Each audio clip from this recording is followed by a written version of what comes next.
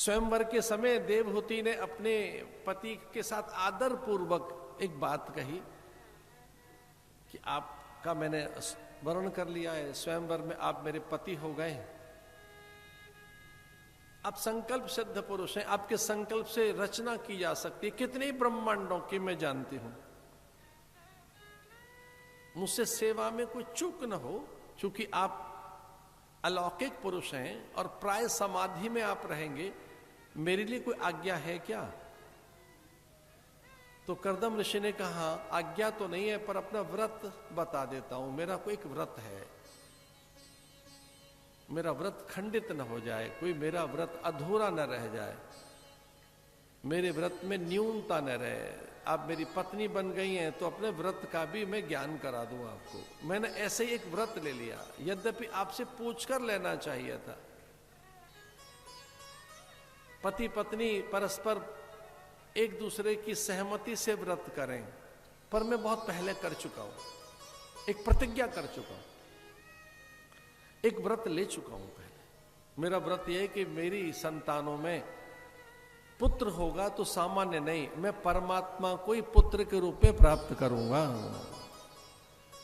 मेरा पुत्र सामान्य नहीं होगा, विष्णु को मैं प्रकट करूंगा। मैं अपने तप का परीक्षण करना चाहता हूं, अपने संकल्प का परीक्षण करना चाहता हूं कि जब मेरा पुत्र हो तो सामान्य पुत्र ना हो, मेरा पुत्र परमात्मा होना चाहिए, मेरा पुत्र विष्णु होना चाहिए। इसलिए संतति में ये हम ध्यान रखेंगे। तो अगर आपका पुत्र विष्णु पैदा हुआ, आपके पुत्र से परमात्मा का प्राकट्य हुआ, तो फिर आप क्या करेंगे? बोले फिर एक और काम करना है। क्या है? बोले फिर सन्यास लेंगे।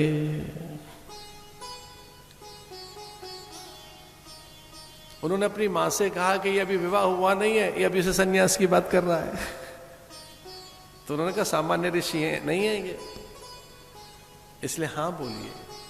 कर्दम और देवहूति का विवाह हुआ और जब संतानोत्पत्ति के लिए उद्यम करने लगे तो देवहूति ने पराम्बा का ध्यान किया और देवहूति प्रार्थना करने लगी कि हमारे यहां मां आप आना, भगवान को मैं नहीं चाहती अभी। और ऐसे नवकन्याएं पहले आई, उन नवकन्याओं में अनसुईया, जिसके संकल्प से दुधमुहे बच्चे बन गए तीनों, ब्रह्मा विष्णु महेश। ये भारत की नारियां हैं ऐसे, इनके सामान्य संकल्प नहीं है। तो पति ने पूछा कर्दम ऋषि ने कि हमारा संकल्प तो यह है कि परमात्मा पैदा हम करें, आपका भी कोई संकल्प है क्या? बोले आपका तो संकल्प है कि भगवान को आप पैदा करें, मेरा संकल्प है कि मैं ऐसी स्त्रियां पैदा करूं कि वो भगवान को बच्चा बना सकें। आप विष्णु को पैदा करेंगे, मैं विष्णु की मां पैदा करूंगी। मैं ऐसी बेटी पैदा करूंगी कि ब्रह्मा विष्णु महेश उसके संकल्प से छोटे छोटे बच्चे बन जाएंगे। वो दत्त को पैदा करेगी, दुर्वासा को पैदा करेगी, चंद्र को पैदा करेगी, ऋषियों को पैदा करेगी। मैं ऐसी बेटी पैदा करूंगी। तो आप मेरे संकल्प में सहायता करो। आपको बेटा चाहिए तो आपका पुत्र परमात्मा हो जाएगा, पर मैं देवियां पैदा करूंगी। तो ऐसी बेटी पैदा की जिसने मुष्टिक प्रहार करके गंगा पैदा कर दी। अरे अनसुईया की गोद में खेलने लगे। सृष्टि के आरंभ में नारायण हैं, उनका ही ध्यान करना है। जितासनो जित श्वासो जित संगो जितेंद्रिय। योग बताया पहले, मुझे लगता है कि उसे योग की निष्ठा दे दी, शक्तिपात कर दिया गुरुदेव ने, उसकी मति स्थिर कर दी, उसके आसन को स्थिर कर दिया, उसके श्वासों को स्थिर कर दिया। उसमें एक साथ विवेक की जागृति हुई। उनके वाक्यों में बड़ी श्रद्धा के साथ डूब गया। कल्पांत में एक नारायण भगवान की कथा सुनाने लगे सुखदेव, और उन्होंने कहा कल्पांत में आरंभ में नारायण हैं, उनके नाभि कवल से ब्रह्मा हैं, उसे ब्रह्मा और नारायण दिखाई देने लगे। नाभि कमल से ब्रह्मा, ब्रह्मा से ही मनु की उत्पत्ति हुई है। एक ओम बहु श्याम है, ऐसा भगवान का संकल्प मनु शतरूपा उनसे सृष्टि है, ऐसा कहते हुए कथा सुनाने लगे। उनकी 3 पुत्रियां देवहूति, आकुति, प्रसूति, उनके 2 पुत्र उत्तानपाद, प्रियव्रत। सुखदेव मुनि ने कहा सृष्टि के क्रम में पहले स्त्री का आगमन हुआ है, स्त्री पहले है।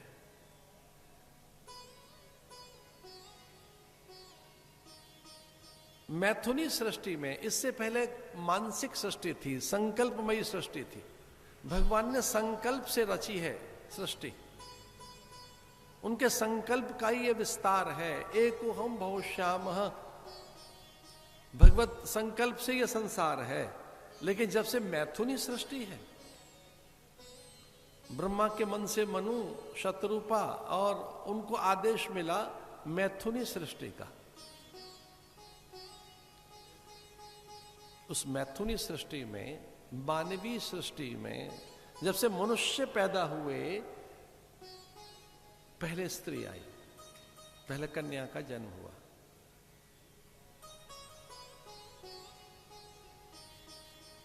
आ ब्रह्म कीट जननी कहकर ललिता सहस्त्र नाम में भी वही मूल है। आ ब्रह्म कीट जननी,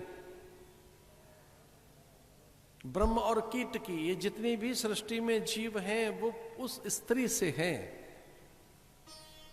तुम स्त्री, पुमनांस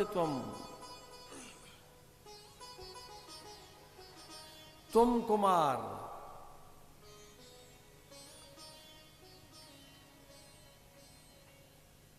तुम स्त्री, तू स्त्री है,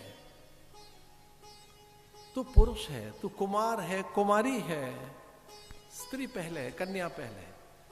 इसका अनादर मत करिए। हमारे शास्त्र बड़ी सुंदर सी बात कहते हैं। आज हमारे बीच में आदरणीय अत्यंत सम्माननीय दिनेश जी का और आदरणीय अशोक तिवारी जी का आगमन हुआ है, जो विश्व हिंदू परिषद के प्रमुख हैं और विश्व हिंदू परिषद पूरे संसार में पारमार्थिक कार्यों के लिए ख्यात है। उसके प्रमुख आदरणीय दिनेश जी, हमारे आदरणीय भैया अशोक जी का आगमन हुआ है। उनकी उपस्थिति में ये बात हम जरूर बताना चाहेंगे। शास्त्र क्या कहते हैं कन्या को लेकर, स्त्री को लेकर? 10 पुत्र समा कन्या, 10 बेटों के बराबर एक कन्या बताई गई है। अगर आपके घर में एक कन्या पैदा हो गई है तो 10 बेटे पैदा हो गए, ये बताया गया। 10 पुत्र समा कन्या, 10 पुत्र समो तरु, और 10 बेटों के बराबर एक पेड़ है। अगर आपने एक पेड़ लगा दिया तो 10 बेटों के बराबर है वो।